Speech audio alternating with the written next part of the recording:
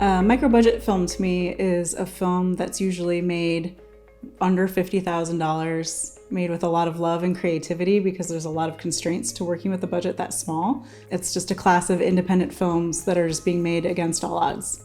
Well, for me, a micro-budget film is probably anything that I would say is made for under $20,000. For a lot of people that I work with, a micro-budget film is anything under $25,000. And that usually means bare bones crew, where you have 10 people at most, and sometimes that's pushing it, and a minimal cast. You want to make sure that when you're filming, you're budget smart, so you don't spend money that you don't actually have.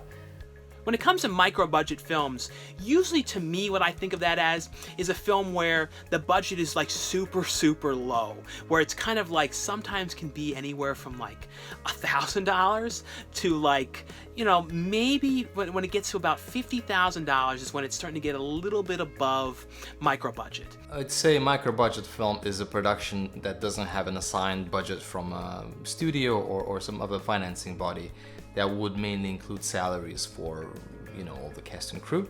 It's like a bare minimum amount of money required for the film to happen. That might usually come from, you know, directors, producers, you know, pocket.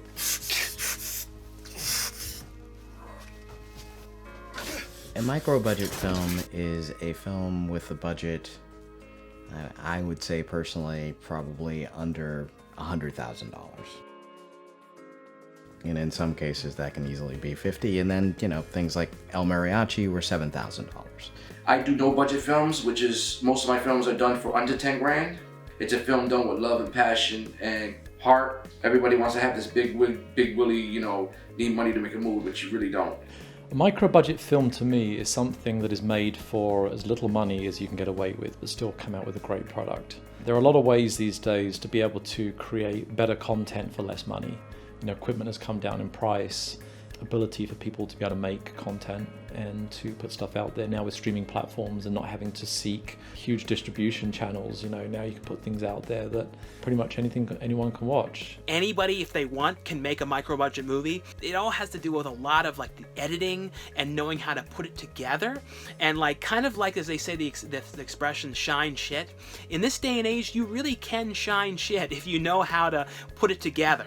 So like I said, anybody can be a micro-budget filmmaker, but it has a lot to do with, though, if you have like the vision for what you're trying to make and you have a really good story, and that's where you can kind of elevate it. And that's my favorite thing is with some micro-budget movies where the movie could be a super low budget $5,000 movie, but you know, they pull favors and things like that, and they can make a movie that looks like something that you're like, oh, this looks like a $1 million movie. And believe me, it can happen sometimes, very rarely, but it can happen. Sometimes a micro-budget film can be what they call the passion project, where a young director is trying to make their first film, and they're basically getting all their friends together and just shooting some in the garage. I've even seen one film that comes to mind. A guy built an entire graveyard in his garage.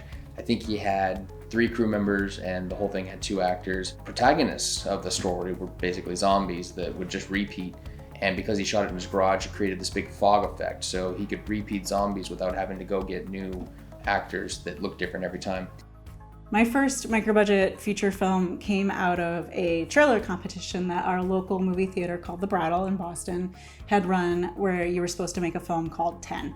And we had such a good time with the group of people. It was mostly people from our band and from the arts community that we knew made that trailer, that we had so much fun that we were like, let's make this film. So we ran a Kickstarter campaign. We raised enough of a budget to rent a mansion in Rhode Island, and we made a ridiculous 1970s, like Agatha Christie style horror film. It's very weird. It's the strangest movie. That is what I call my film school, because I had to learn like everything to make that film. You know, it did festivals, it got distribution, it did well enough that it encouraged us to make another film and another film. So, you know, each film I've learned, made all different mistakes and learned so much more from the previous. That first movie, just jumping in there, getting my friends together in a ridiculous house and making a weird movie is really like the joy of it, and that's how it's done. Gosh, well, The first thing I ever did was a short film. It was a fan film called Scalps 2: The Return of DJ, which was a sequel to Fred Olen Ray's 1984 movie Scalps. Shot it legit in my dad's backyard with my coworkers in just like 1 or 2 days. It was terrible, but it was me. It was my film school. It was learning how to operate a camera, how to do lighting and sound. Shortly after that, I was inspired by a movie called Horror House on Highway 5 and did a short film called Horror House. A lot of people really enjoyed it. We had a lot of fun doing it, so we made a little bit longer sequel to it called Return to Horror House. Shortly after that, I intended on making a Horror House 3, but eventually I started getting a lot more like workload coming in. I got hired to do Sleepaway Camp 4. I was the editor on that. And about that time, I became friends with the producer of that, John Kleiza, who ended up writing a script that at the time was called Woods of Terror, but it ended up becoming my first feature film, Terror at Black Tree Forest. And that was back in 2008 or 9. And so it's been about 12 years since I did that movie. It went on to have a sequel called Escape to Black Tree Forest and then Black Tree Forest 3. And then after that, I did a movie involving the skunk ape. It was originally made as the Skunk Ape story, but ended up getting released by the distributor as The Legacy of Boggy Creek. And I, not too long after that, did Die Sister Die and Doll Killer. And that was about the time when my career really took off. It was the beginnings of probably my cheapest type of filmmaking. And it was around the time of Die Sister Die when I really started to get a little bit more money with my films. I've done a lot of different shorts, and all of them were micro budgets.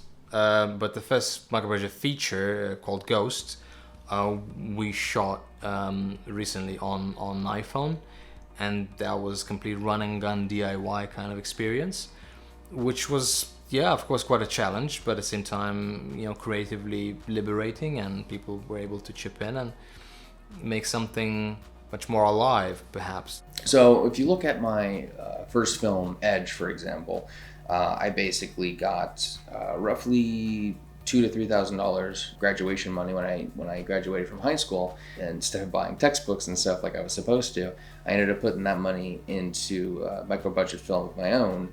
And I was able to push the envelope with that film because my uncle was a police captain at the time, and we were allowed to come into the police station and essentially use it as a soundstage.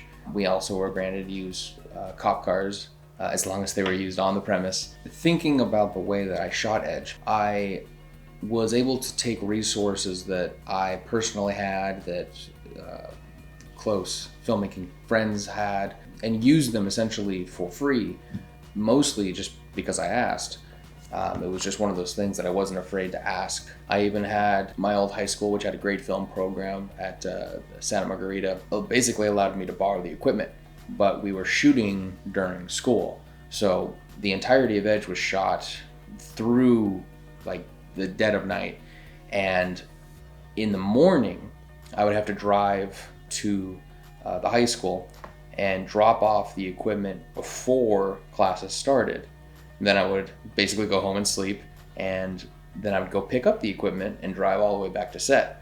So I ended up getting probably like 1 hour of sleep a night during that film. And that's kind of the cost that comes with being a micro-budget filmmaker. Is you have to make physical sacrifices, mental sacrifices, in order to get the job done in a high-quality way. When it comes to how many micro-budget movies I've been part of throughout the years, I don't know for sure. I've never counted. It's been like a large number though, because I've been doing it since, acting in indie horror films and that kind of stuff since 2008. So, and I started off, like, one of the first ones I ever did was a movie called Assault of the Sasquatch, which was a movie that was, like, aired a lot on Chiller, and even had a theatrical release in India. And that was kind of like, don't know for sure the actual budget of that one, so I kind of started out in, like, a slightly higher budget, like, a Chiller channel kind of movie, and then kind of was around that time was doing, some ones that were kind of like $5,000, $100,000. So I've kind of like worked on every range up until like $1 million plus. So it's kind of been all over the place with budgets. So when it comes to like micro budgets, I've done more micro budgets than anything else.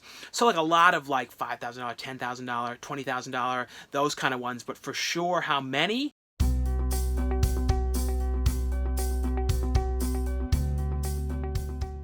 For me, always a low budget was $500,000, but Hollywood would say, because the studios do make and have made low budget films, and those were often $200,000 and below. I think that that's still a reasonable level for even an independent filmmaker, because that's usually about the cutoff for it having a chance to be commercially viable. That, you know, that you may have a chance to strike across some things. Now, there are certainly some movies, like certainly El Mariachi, that was made for $7,000. That was commercially viable, but to actually make it to the box office, it was shot for $7,000. It wasn't delivered to the marketplace for $7,000. So, and that's one of the things that's key in making any form of independent or studio picture, is to make sure that you're going all the way through the process. Budgeting for, if you're doing a Kickstarter campaign, you can't just Kickstarter for your production, you need to Kickstarter for your production, your post-production, and even what marketing you're going to have, what P&A. Are you going to have a screening for it, even if it's for your Kickstarter audience, which then would be a benefit to you, because then you have a theatrical run, especially if you do it for more than a week. So there's ways of budgeting that all the way through, and it's just how much money and how far do you have to get in that process. I feel like the biggest difference between, you know, acting in a micro-budget film and a larger movie is, it's like all around though, the film experience is usually the same. The thing that you notice that's really different though is, you know, in a bigger film you may have a trailer. So like, you know, when you're not shooting, you can go to your trailer. In a micro-budget film, when you're not shooting, you can basically, you know, stand outside of the set or stand on the side of the wall. Or like on a big budget film, they have like great catering, you know, a huge like catering truck there, you know, outside where you can get items, and then they have like a big catering spread. You know, on a micro-budget movie, they might just have pizza, you know what I mean, and that's it, just some pizza. And like and catering wise too, they may have like all the name brand drinks on the big budget movies, but on the you know, the micro budget movie, they've got all the generics. So like, it's like kind of like stuff like that is just like trailers, and you know, the locations. And sometimes on a bigger budget movie, you have like, you may be shooting like 3 pages a day or 8 pages a day tops, but like on a micro budget movie, you could be shooting like 15, 20 pages a day. So I mean, it can be very different. And like big budget movies have like usually a 12-hour, you know, shooting time. You're shooting for 12 hours, and then you have a 12-hour turnaround where you can't shoot for another 12 hours.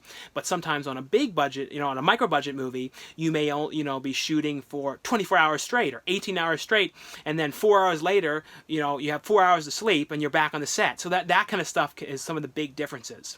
The only place you can go from micro budget is to no budget. So then you have low budget, which is then above that, micro budget, and then no budget, which I think pretty much works. Well, I actually watch a lot of micro budget and like super low budget movies. Like some of my favorites though are like old 80s shot on videos. Like those are some of my absolute favorites. Like, you know, stuff like Cannibal Campout, directed by John McBride, Witcher Massacre, which he directed as well, Video Violence. You know, a lot of that kind of stuff I really love. Like super like homemade feeling movies.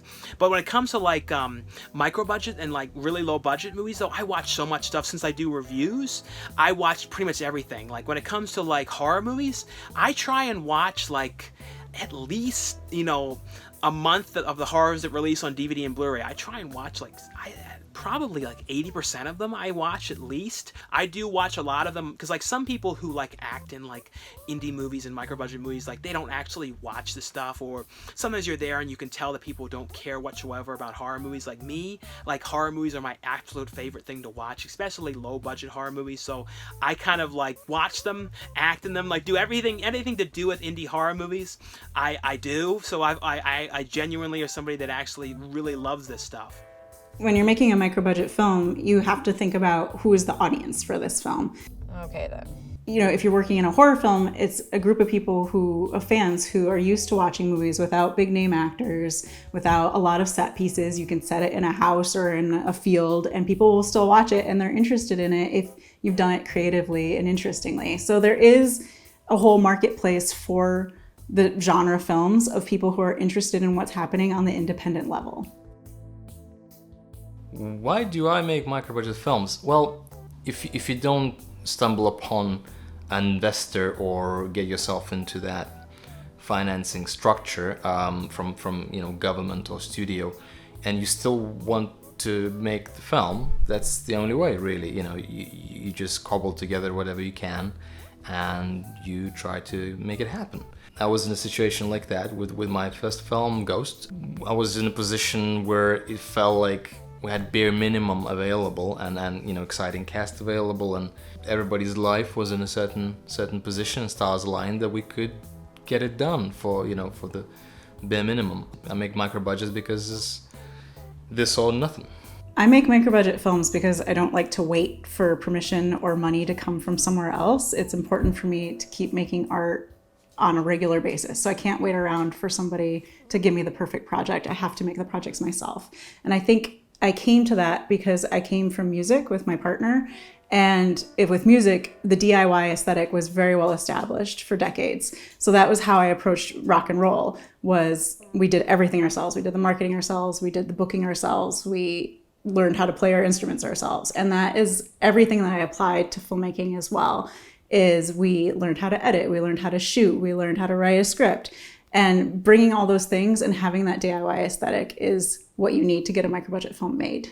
You know, some of us were making micro-budget to no-budget things as kids. You know, that's what Steven Spielberg was doing in his backyard. You know, maybe he spent some money on some toilet paper, or, you know, his mom would make the costumes. He was using his resources. When I worked at America's Funniest Home Videos, I had the entire, you know, backside of the company giving me a camera, and so I was using my resources. And so by using those resources, you reduce your actual money that you actually have to spend, and therefore you actually increase the value of the project. So you end up going, this is the amount of resources I have. I can make a movie for this amount of money. Turns out that I don't have very much, so it's a micro budget. 18 glorious days.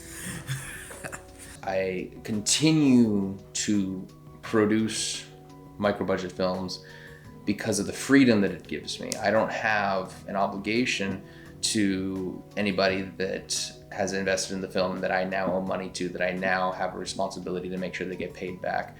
I get to make the film that I want to make, and there's no repercussion if the decisions I make blow back on them, and then obviously I'm in the hot seat for it. I actually make no budget films, which is practically no money, but you still need some type of money or revenue to, like, you know, feed your cast and crew and buy like batteries and stuff like that. I started off as an actor, and I was getting typecasted, and I wound up meeting this guy named Tommy J. Churchill, who's considered the godfather of horror.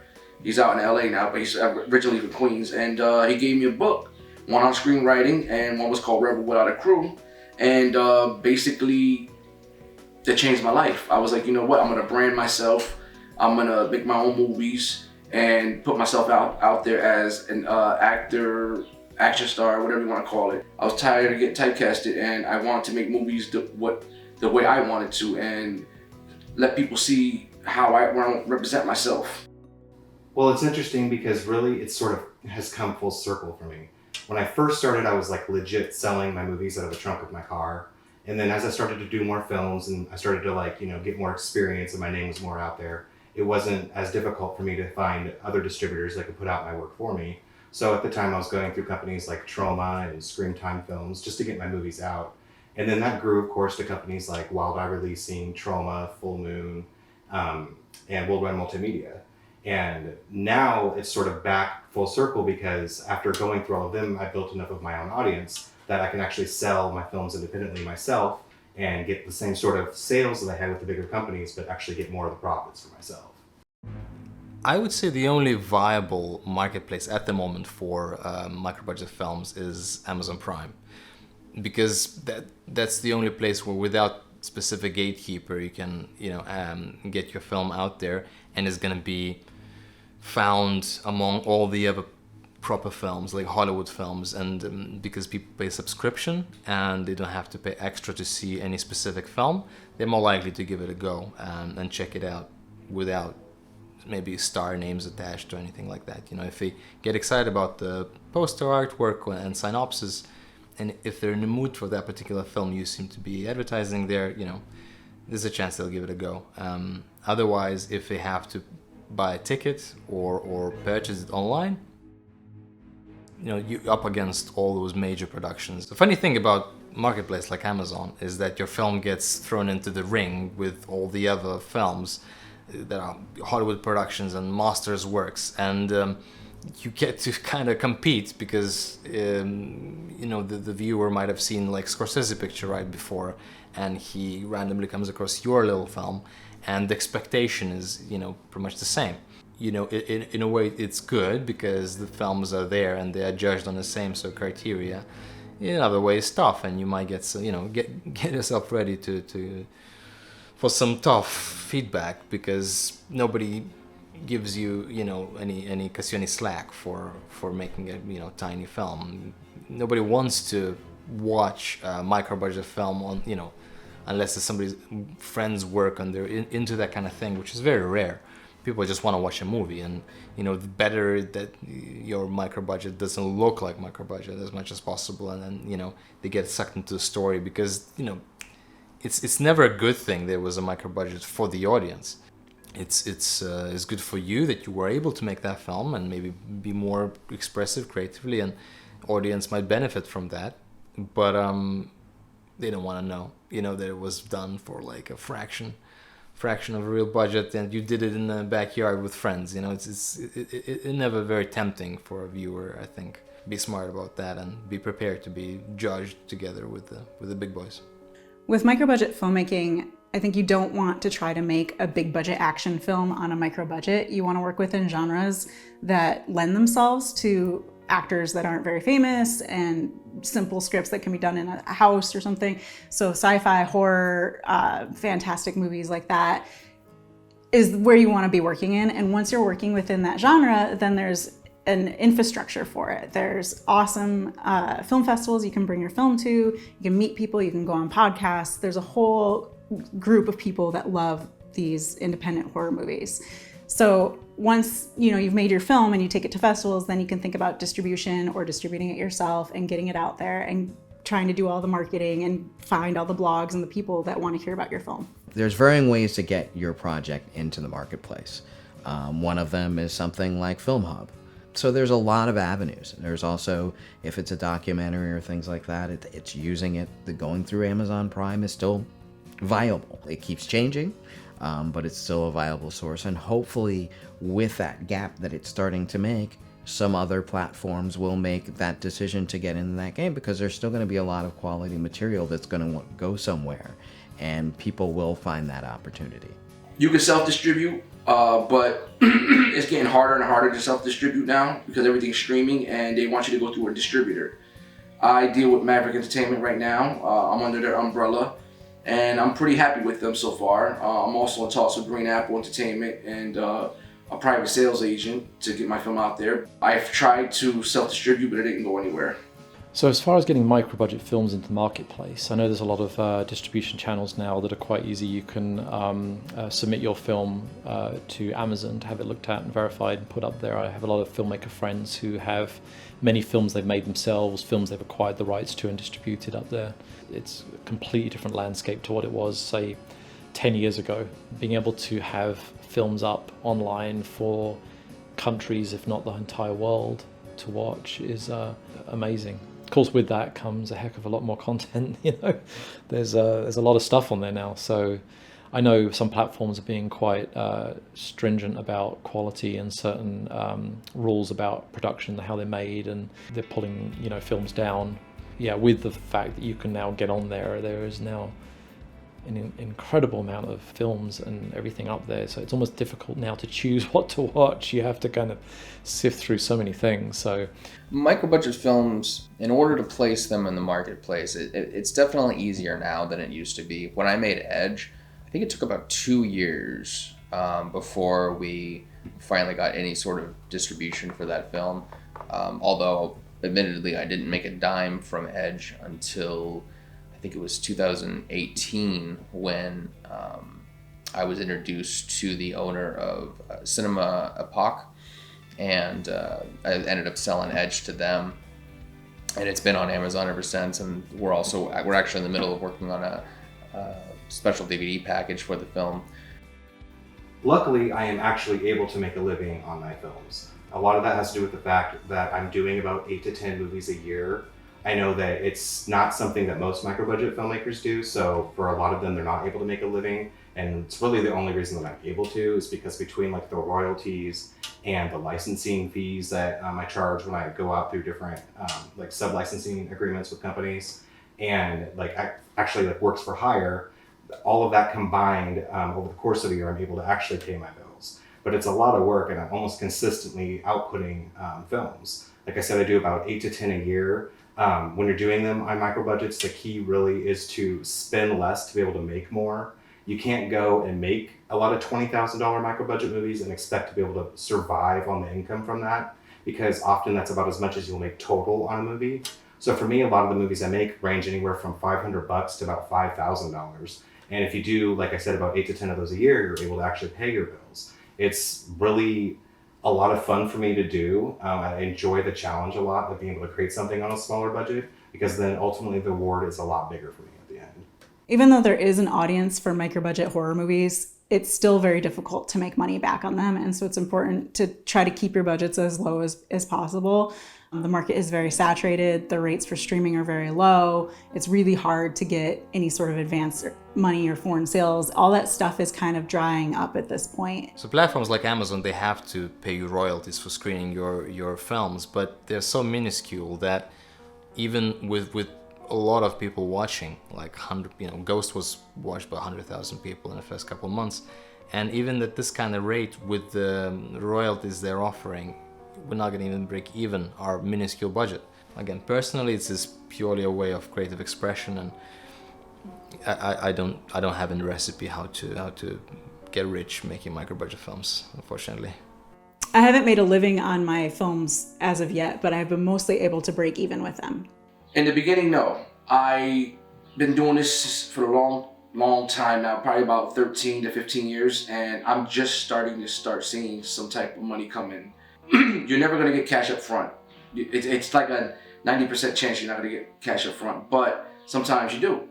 With money comes in time, but if you're looking just to get money, you're in the wrong fucking business. Like I said, we don't need you. You can get out. You know what I'm saying? If you're not doing this because you love to do this, then we don't need you. It's like, this is an art. You know what I mean? If you don't have passion and desire for this, then... Well, probably the main reason that I make micro-budget films is for all the creative freedom. When you're making movies on a smaller scale like that, you have a lot more flexibility on what can be done and how it can be done. I think that they're a lot more fun when you don't have like the man to really answer to, and you can make a lot of your own choices as far as the editing and the way that the shots are composed are concerned. I think also that when you're making a micro-budget film, you're able to make them a lot faster, therefore you can make more in a shorter period of time, and it's real easy for someone like me to be able to make a living on it that way. I feel like with micro-budget films, it's very viable to the point is where the movies are made for a very, very small amount of money. Because if you make a movie that's like for $500,000 or $1 million, it can be really tough to get that money back. In fact, it's sometimes nearly impossible. But if you make a movie for $1,000, $5,000, there's a very good chance if it does well on streaming and you sell enough DVDs and Blu-ray copies of it, and it does enough on like Amazon Prime and all that kind of stuff in the aftermath of the release, you have a much bigger chance of actually making back your money or at least breaking even. But with these movies that are $1 million and stuff, if they don't have like a big name to them, or they don't get like a limited theatrical release and get a huge amount of buzz to them, it can be really tough. Like I know one big thing though is getting your movie, and even though it's not as big as it once was, if your movie can get picked up by Redbox, you can make a lot of money that way. And if the movie can get picked up by Netflix and they will put in streaming and they'll be promoting it on there, and Amazon Prime, so you kind of want to get in all these different kind of outlets, and that's kind of the way that you can make your money back. But micro budget movies usually at least break even, and depending on how much they're made for, and they can make some profit, but I just feel like the more money the movie costs, the much harder it can be to actually make that money back. Nowadays you have more opportunities to distribute your micro budget film.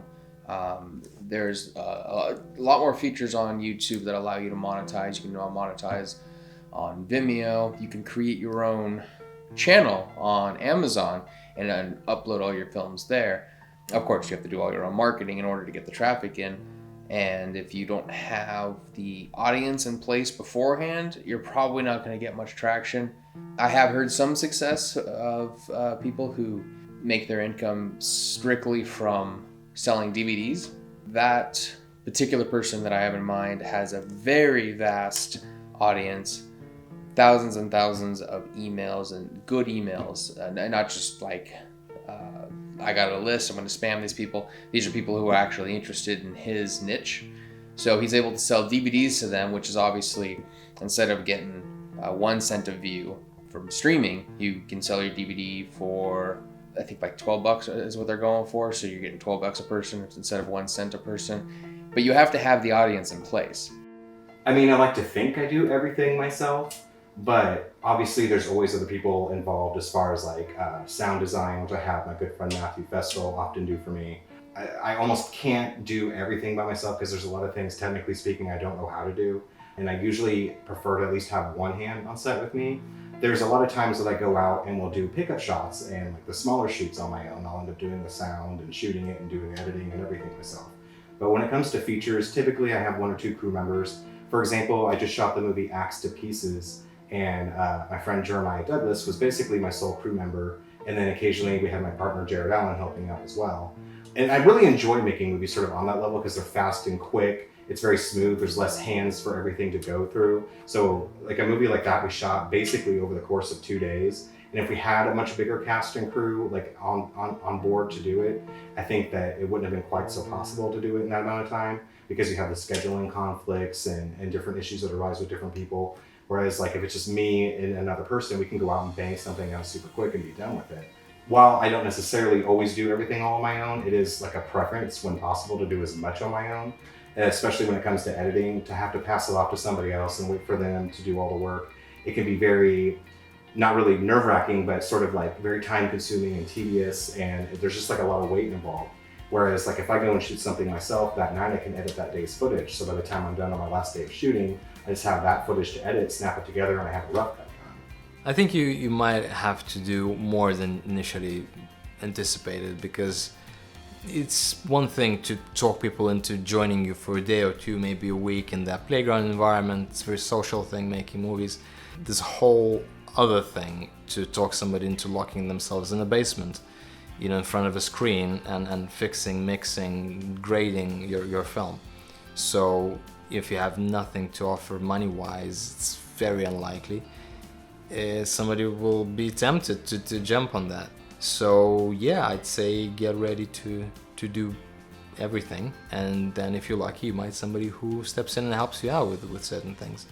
In my case, what I would have done differently with Ghost, maybe knowing how much you have to do yourself, you know, I would have planned it accordingly and, you know, just prepared, accepted the fact, and scheduled my own time to take care of many little things that I ended up chasing people to do. And advice would be maybe prepare to do everything yourself. If you happen to find somebody who will help you out, that's always needs to be a gift, you know, from above. Otherwise, just prepare to do everything yourself.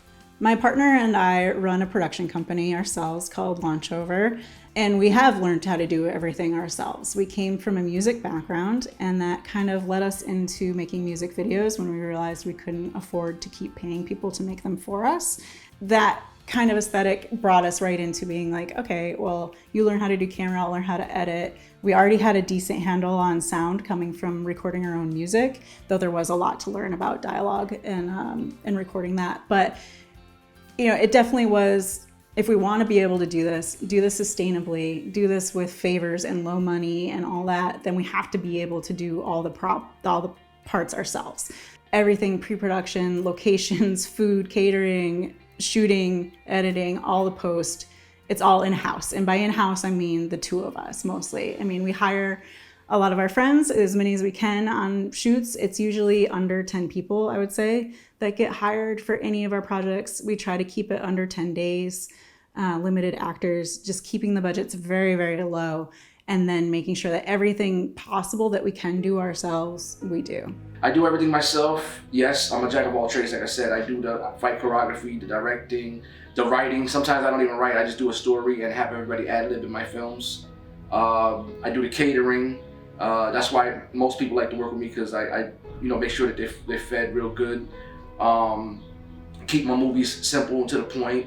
I generally use minimal locations, and I do some of the special effects as well.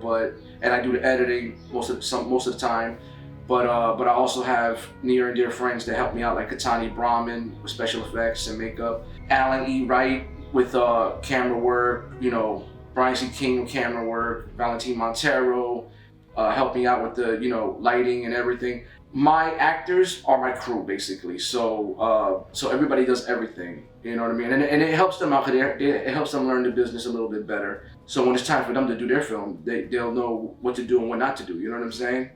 When I first started in film, I did do everything by myself. I taught myself how to do pretty much every single department. When I first started, like even before high school, like a lot of that stuff was just home movies. All that would be just produced by myself, making crap up and filming my friends do stuff. Edge was probably the first project I did where I had a partner. And I have required myself to have a creative partner ever since, because I feel like you need that kind of the whole idea behind the yin and yang kind of thing, where you have somebody who listens to your ideas and either agrees or disagrees with them and counters them with either a better idea or a different idea, and it helps keep things balanced. Well, some symptoms of a bad micro-budget production is sometimes you can tell the director doesn't care at all about what they're doing. So often though, there's some directors who may be hired just to kind of make a movie, and they're making $5,000 to do it. And they just kind of there to get the job done. They have no passion behind it. It's something maybe they don't, it's a horror movie and they really hate horror movies, and you talk to them about it and they go, oh, I don't really watch that. I don't really know anything about that. And they can kind of be, because of that, kind of in a bad mood. And some directors too can sometimes feel like they're better than what they're doing, so they're kind of half-assing it and kind of in a, like I said, in a weird stink of a mood over it. But then sometimes on micro-budget movies you come across directors who love this stuff, who love what they're doing, who have such a passion for it, who you can talk to them about other kind of indie movies, about other horror movies, and their influences and what they're trying to do and what their style is, and they have so much passion behind it. So there's so many, more often you find with micro-budget movies, people who are really passionate about what they're doing. When taking on a micro budget, it's important to measure your time versus your resources and the members of your team. Obviously, if it's something that you're going to be almost doing it 100% on your own, then on that other side, you really need to give yourself a little bit of time and room to do the project. Give yourself probably twice as much as it would take if you had a team. There are a lot of jobs that people just don't want to do or they don't know how to do yet. And they're going to get very frustrated if they haven't really delved into those types of worlds. Those often are the first AD role or the line producer role, things that I actually learned early on, because that's how I got jobs, because I took the jobs that a lot of people didn't want to take, which really gives you the details of the project and understanding the line items, understanding who's got to do what, because there's always, even in coordination on micro can become more frustrating, because without, a lot of times they don't have ADs, or someone's double serving as an AD, and so the focus and the time has to be given to those organization things. The more simplistic things are set up, like if you're going to be shooting in a one singular location, try to put yourself in a pattern so that all you have to do is tell the crew, hey, I'm going to send out a sheet, but we're going to be here exactly the same place tomorrow. Give yourself those backups, and also, communicate thoroughly to your crew about your resources so that they don't have expectations beyond your resources. And feed a motherfucker. Well, they got $2. Don't do pizza every day. Cheap motherfucker. When it comes to people saying that maybe producers are taking advantage of the cast and crew and stuff like that, I don't really feel like that's the case, because so often, a lot of times with micro-budget movies, it's about casts that are, have maybe never acted before, or maybe it's one of their first or second movies they've ever done, or maybe they have just made a career of doing that, and they kind of make a little money here and there with it.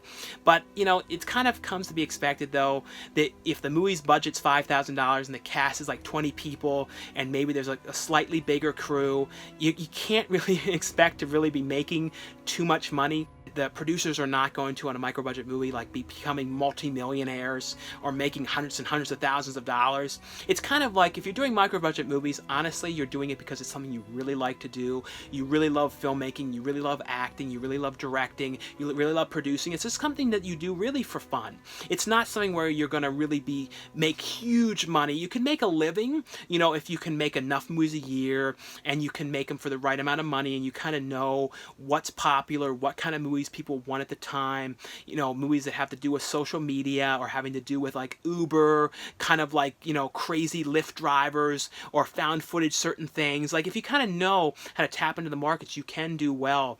I think the traditional ways of distribution are pretty much drying up for independent film at this point, and maybe for all films. It's becoming very difficult to get advanced sales, to get sales agents to go out to market and make a lot of money. What has happened is that streaming has come along and people want to just watch things for free. And so then there's not as much money. For a while with Amazon, the rates were high enough that we were making pretty good money on our films. And then over time, every 6 months, every year, it just drops more and more and more. So at this point, I think Amazon Prime is not really sustainable for us to make films like we thought it might be. And I think that goes across the board. Like there's just not a good way through subscriptions or through streaming rates right now where it's maybe even possible to make a decent budget back. And that's very disheartening because it really makes us question where and how we can continue to be making films.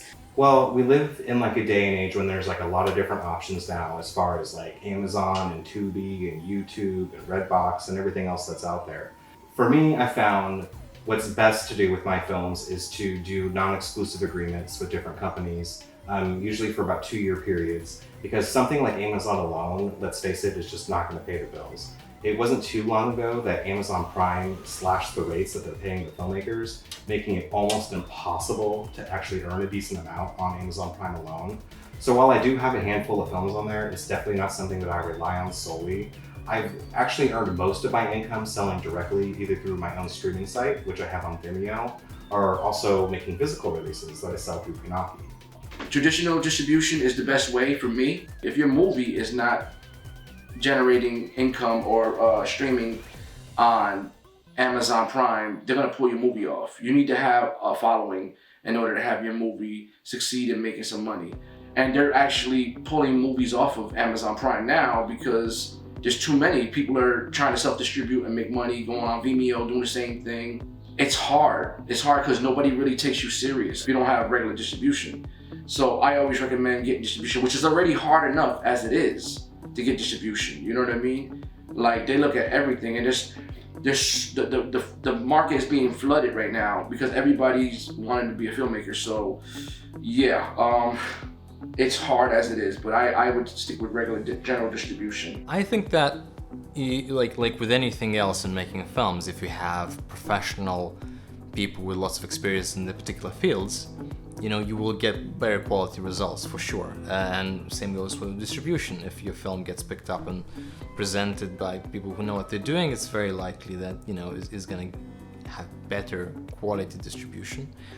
On the other hand, when you do it yourself, you can maybe tailor it more to the audience that you hope to reach and give it more love.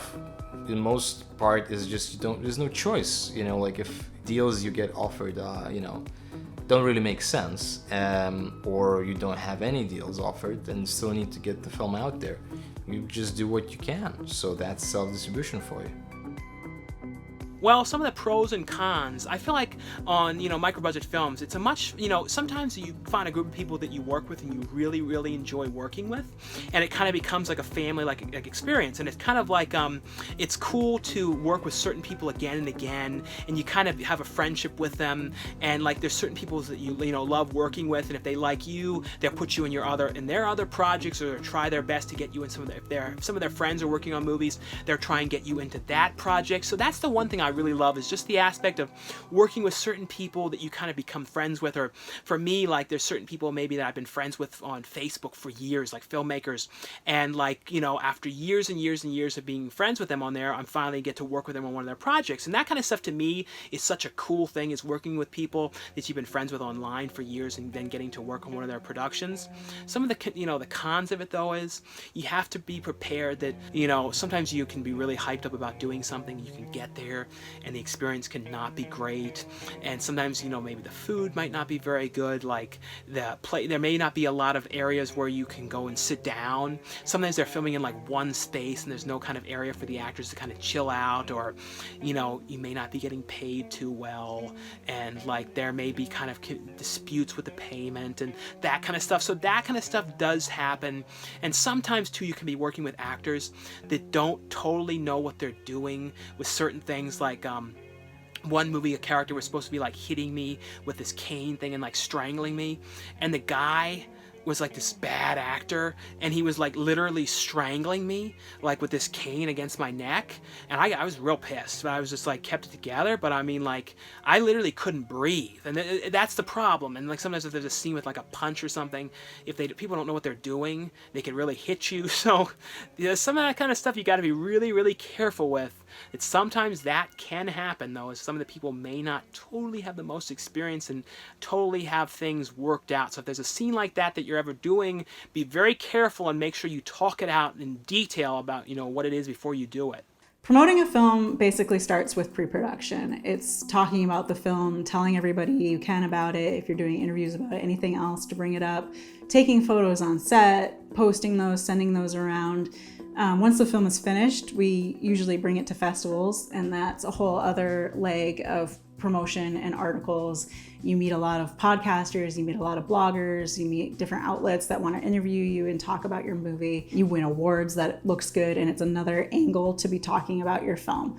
Once that is kind of over your festival run and, you know, you figure out your distribution part, then comes telling people about the movie and promoting it, and that is very difficult. So we usually email hundreds of blogs, try to find ones that are still active. You email pretty much everybody that you can that is interested in whatever genre you've made, and just try to get the word out. And then, you know, every time somebody writes about it, like your network of your people are the people that you're then marketing it to pretty much. So you always have to be posting about any kind of press you get, any kind of awards you get. You can run ads.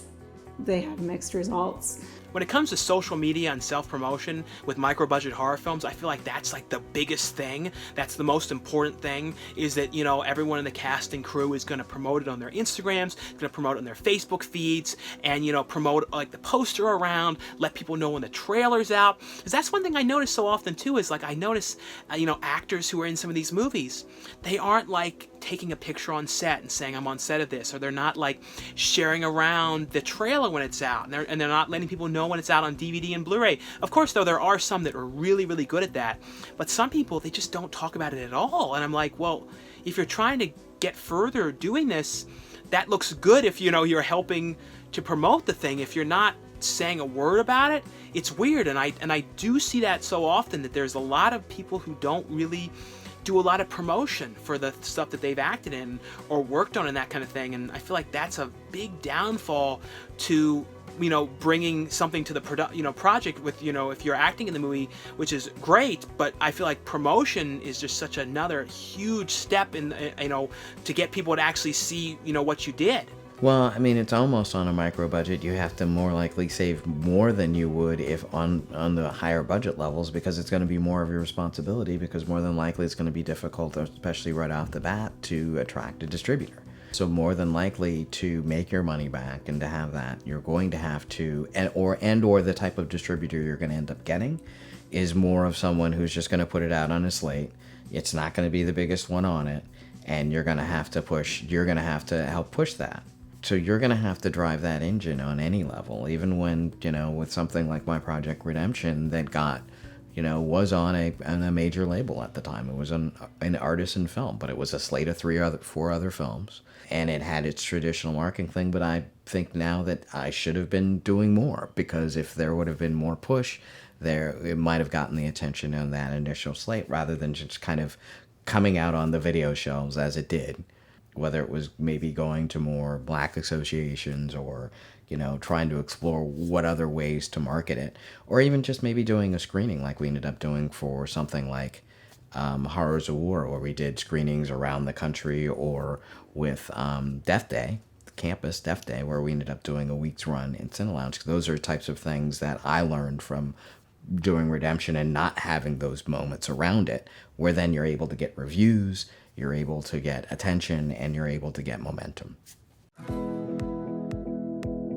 People are going to come at you all the time saying, oh, stop posting so much, your movie sucks, blah, blah, blah. But those are the haters. You're going to have to deal with them because you got to self-promote yourself and your movie because nobody else is going to do you right and help you get out there unless you do it yourself. You understand? I'd say probably nobody loves to promote their work, but it's one of those necessary evils I'd say you have to accept. Because even if a film is there, even if it's great, nobody's gonna know it exists unless you present it. You make them aware it's there. Promotion is tough. Again, something that you most likely have to do yourself on a micro-budget film. I'd say if you dig it, you try to find enjoyable ways to do it. There are reasons why you made the film. People often buy things and get interested in things not for what they are, but why they are.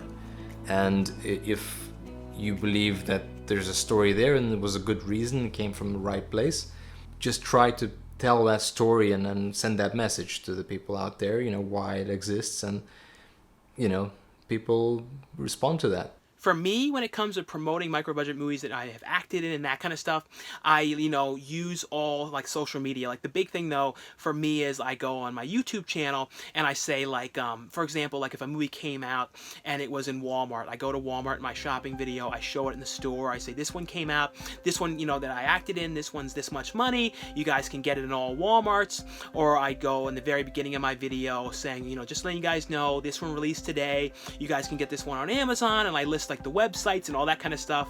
I also go like on Facebook and I make a post about it on Instagram. I do, there's a lot of, actually Instagram is a really good place for promotion. There's a lot of horror, film fans on there. There's a huge network of horror fans on there. It's a really, cool community of people. So there's a lot of people on Instagram promoting things and like talking about new things that they've seen. Like, oh, I watched this indie horror movie and I checked this one out recently, this one, and like people are asking like, what'd you think of it?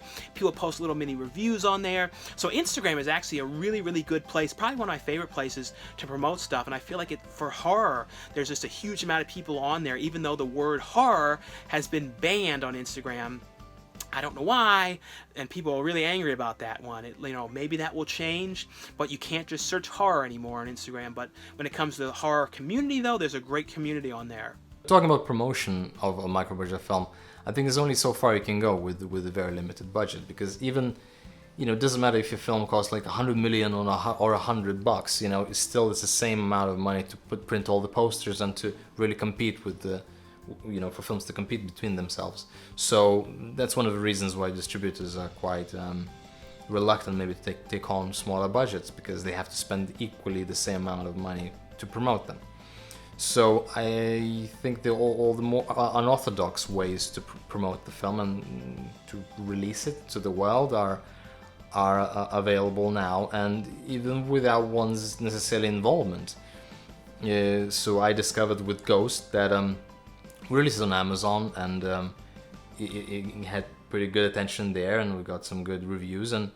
But then recently I came across the film on various bootleg film sites where it was ripped off, probably from Amazon, and translated and subtitled in Chinese and Turkish and all the other languages. And probably the most impressive was a Russian version, which was fully dubbed in TV quality, number of different voices of professional actors lip syncing the whole thing. Beautiful, so we didn't have any involvement in that. Somebody decided to pick it up, sort of rip it off, fill it with ads, and release it to the Russian public, and on one hand, yes, we don't have any profit from that, and on the other hand, the film is being seen by more people than we would be able maybe to release it to and to promote it to. So internet has this funny way of finding things and putting it out there. And like this Russian version, we're probably, you know, dubbing it like it was likely cost more than the whole budget of our film. So, you know, it's funny, but I think you have to accept it and see it as a compliment and an opportunity, even nowadays. I'm a huge horror and sci-fi fan, so those are naturally the genres that I like to work in. I like surrealism, I like weirdness, I like things that are not typical to actual real life. So, you know, I like just to make weird art films mostly with horror in them. I would say definitely that my favorite genre to work in is horror. Horror has so much going on with it. There's so many different subgenres. There's lots of different types of approaches you can take with it. It's a very creative genre. It relies on you being able to pull things together in a believable way to achieve a certain emotion. It's not easy to just scare somebody or convey fear or something like that without putting a lot of artistry and effort into it. And that's something I really enjoy. I know that, at least like a lot in the 70s and 80s, a lot of people would equate horror to like pornography or something, that it was sleazy and trashy and kind of like lowbrow. But over the years, it's gained a better reputation as being one of the most artistic genres to work in.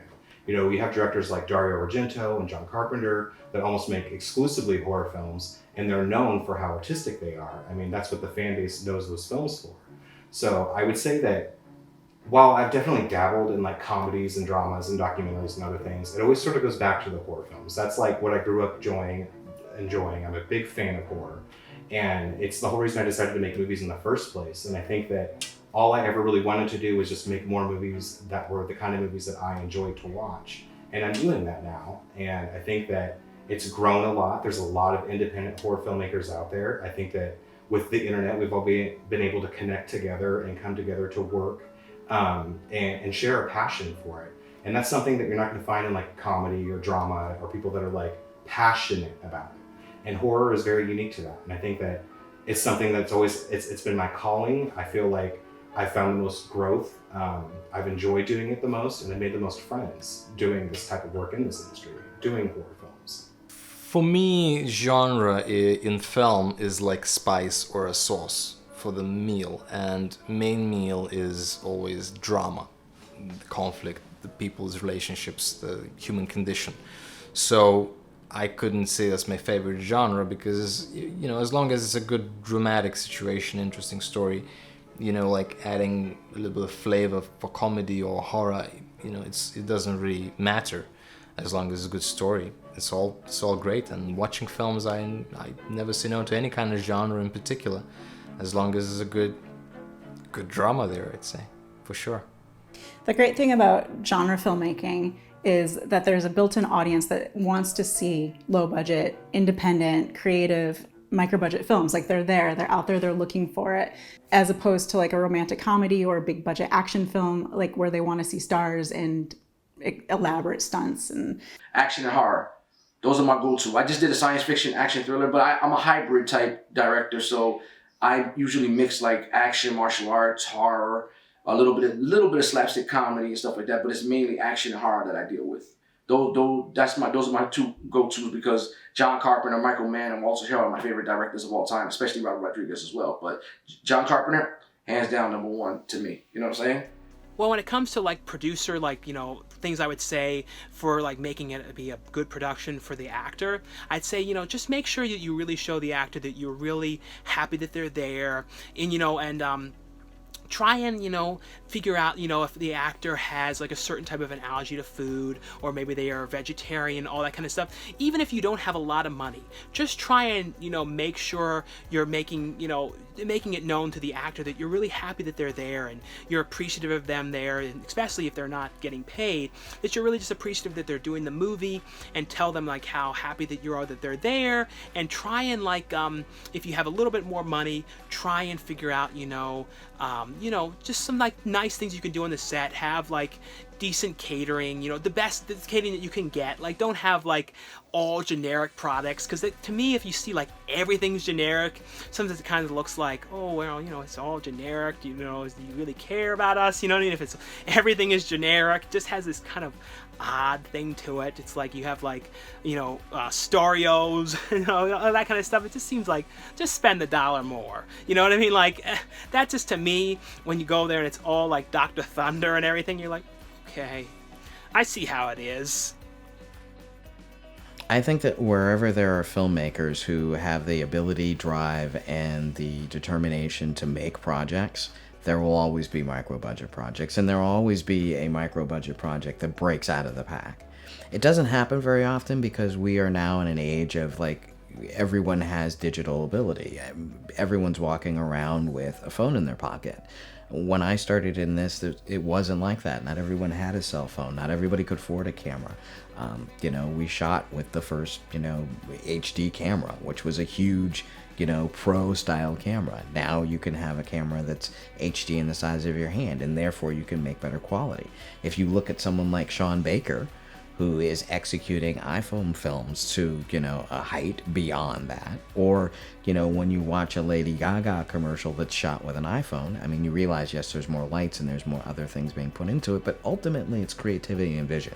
And I think as long as people are still yearning and seeing the ability to, capture this form, that there'll always be a thriving place for micro budgets. I don't know. I think that the number of platforms is getting a little confusing. I know there's certain separation where some platforms are more skewed for indie filmmakers, some are more for like short form content. Other ones are now, like Netflix has become, all top tier stuff. It has to be really, really good quality stuff now. There are places for things, but the landscape is not only ever changing, but it's also getting bigger and bigger. And now, major networks are getting their own streaming platform services, and it's kind of funny because like we went away from the cable box of like subscribing to thousands of channels, and now you've got to have lots of streaming platforms to be able to access content that is now spread across different platforms. So it's sort of kind of become a bit like that again. I think the competition and the amount of money being earned, from what I've heard from micro-budget films, can be very challenging. But, I always think that if you put something out good enough and people like it, then and you put a little push behind it, I think you can make something good, and I think you can have success with it. I really do. Well, I feel like the future for micro-budget filmmakers now is just going to get bigger and bigger because, now everybody has a phone, every phone has a camera, and most cameras can shoot in 4K. So pretty much everybody in their pocket can make a movie. It's all about, like, if you have a really good story, you really have, a good group of people who will help you work together. You have a good, cast and crew. You have some cool locations. But also, though, people kind of know what they can work with and what their limits are with budget-wise. And, if they have this really cool house they can shoot at, or they have this really cool garage, or they maybe they own, like, a auto shop and things like that, they go, okay, I can make a movie in there. Or if somebody, like, owns a haunted house, like a haunted attraction, they go, oh, we could make an entire haunted movie, in there, and then we can go and use that movie too to kind of promote this haunted attraction at the haunted house. We can sell the DVD there, so it's kind of like a fun thing people can buy for $10. So it's like, I feel like there's going to be a lot more of that kind of stuff, in the future. Well, I would say that the future for micro-budget filmmaking really is just going to show the evolution of technology. 20, 30 years ago, when you would see a micro-budget film, it was shot on VHS. It was really shoddy the way it was put together. The editing could be kind of rough. And then you go into like the late 90s, early 2000s, and everybody was shooting on, high 8 tapes and mini DV. And the quality, while better than VHS, still looked far below what would be considered consumer grade or mainstream. And then it was kind of in the mid 2000s, around 2010, that a lot of consumer grade cameras had more capabilities as far as HD quality, sound outputs, stuff to make your movie really look a lot more professional and kind of compete with the movies that were being made in Hollywood on a smaller scale. And so I would say that, because you can watch fan movies now that look almost as good, if not better, than some studio films, and they were made with just consumer grade equipment. So I think that definitely what the future holds is just going to be more of that. It's going to be These micro-budget films are going to be able to compete more and more with the films that are being made from Hollywood just because they're going to look just about the same. I think a lot of it really relies on the talent and the artistry of the director. And if they have that, really they can make anything look good with any type of camera if they have the talent. But I think that having that technology always evolving is just going to make it a lot easier. And we're going to see a lot more talent emerging over the next probably 2-3 decades doing the micro-budget. I don't know if it's going to be something that's going to necessarily stay the way it is eventually, because I feel like it's sort of fusing together. Like Hollywood films are spending less money using digital technology to make their movies, that we have micro-budget filmmakers that are using the better equipment to make their films. So they're sort of like bridging the gap. And I guess maybe eventually, in maybe 10, 15, 20 years, you're not going to really be able to tell the difference between the two. Like I said before, everybody's leaning towards becoming a micro-budget filmmaker because now anybody can grab a camera or a cell phone and make a movie, you know what I mean? So, like I said, the market is becoming flooded. And so you get some good ones, you get some bad ones. But I think that, plus there's a lot of naysayers that used to have a budget and talk all this shit about no budget filmmaking and micro budget filmmaking, and now they're doing it too, which is hilarious. But I think that the independent, no budget, micro budget filmmaking market is gonna be flooded. And it's gonna get harder to get your films out there. So you gotta make your films stand out more. You gotta make your films have a better story. You gotta make your films be bar none above all. You know what I mean? And have heart and dedication, and it'll show, and it'll get you distribution faster than other people. You know what I mean? Because remember what I said before, it's not what you know, it's who you know. So if you meet the right person and they get you distribution, you're set. And then you can have a relationship with those people and you stick with them. I believe that the future for micro-budget films is bright because all the equipment becomes more and more available and higher quality, and opportunities to advertise, opportunities to promote the film becoming like a commodity. All the ways that studios used to promote the films exclusively, now you can pretty much do yourself. So I think that the line between, for the audience specifically, I'd say the line doing big budget films and smaller budget films, is getting more and more blurred, and I think competition is getting more fierce because more films and the bigger and bigger quality low budgets, they're fighting against the properly budgeted films. And on one hand, it's more tough because the competition is greater because of oversaturation, and maybe it's more difficult in the whole noise of it, for your film to be seen. But I think that's only natural, and maybe one can hope that in the near future we're gonna have more platforms where all those micro-budget films will be presented and separated, and in different levels and genres, and so the audience could find what they would like to see, instead of that's the Hollywood that you get fed into all the time, and then here's this obscure sea of indies that nobody's even reviewing them, and it's a blind guess often. So I think that's discouraging for the audience, to dive into all those unknown films. I hope that there's going to be some sort of way for the films to be discovered and presented, however small they are. So that's my hopes for the future, really. I would love to know the future of micro-budget film, because that is exactly what I've been thinking about. Because it's very difficult to make money on any film at any budget. I'd say things were already changing very rapidly in the world of micro-budget film to know what the future is, and it's something that's on my mind a lot as a producer is, how do we make money on these films to make them sustainable at least? And that was already a concern of mine. I'm going to keep making films, and I'm going to keep making them at the resources that I'm able to pull together. But, it becomes a point where how much money can I lose in the future on these films? And so now we're in the middle of a pandemic and nobody is shooting. And so, even more so am I thinking about, how do I make films alone? How do I make films in my house? How do I tell an interesting story that means something to me and then still have it be something that I can put out in the world? So I don't know what the future is, but I do know that the skills that you need to make a micro-budget film are the skills that are going to be necessary in the future, which is shoot, edit, act, do all the parts yourself and be able to do them all yourself, because those are the people who are going to be able to continue to make films at very low budgets, which I think for most of us is going to be how films are going to be made.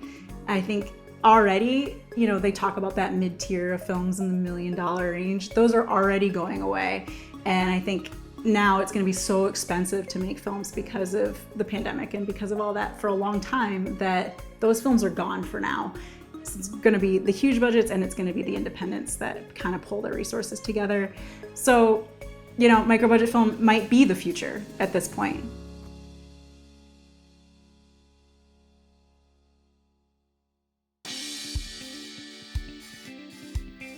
Fried chicken.